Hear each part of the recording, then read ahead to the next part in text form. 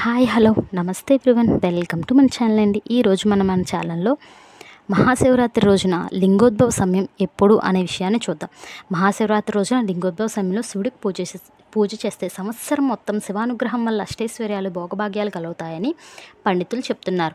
మహాశివరాత్రి రోజున రాత్రి 11:30 నుంచి అర్ధరాత్రి 1 గంట వరకు మధ్య ప్రాంతంలో ఉండే సమయాన్ని లింగోద్భవ కాలం అని అంటారు.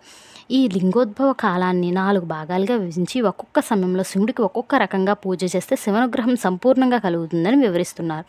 లింగోద్భవ కాలంలో మొదటి భాగంలో శివుడికి ఆవుపాలతో అభిషేకం చేసి పద్మపుష్పాలతో పూజ చేయాలని చెప్తారు. అలాగే నైవేద్యంగా పులగాన్ని సమర్పించాలని సూచిస్తున్నారు. లింగోద్భవ కాలంలో రెండో భాగంలో శివుడికి ఆవు పెరుగుతో అభిషేకం చేస్తూ తులసి దళాలతో పూజ చేయాలని, శివుడికి నైవేద్యంగా పాయసం సమర్పించాలని చెప్తున్నారు. లింగోద్భవ కాలంలో మూడో భాగంలో శివుడికి తేనెతో అభిషేకం చేస్తూ తుమ్మి పూలతో పూజించాలని చెప్తున్నారు. అనంతరం పరమేశ్వరుడికి తెల్లటి అన్నాన్ని నైవేద్యంగా సమర్పించాలని వివరిస్తున్నారు.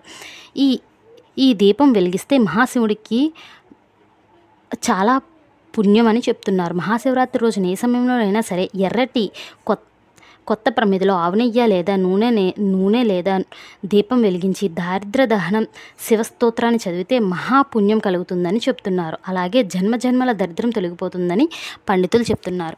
ఇంకా శివుడికి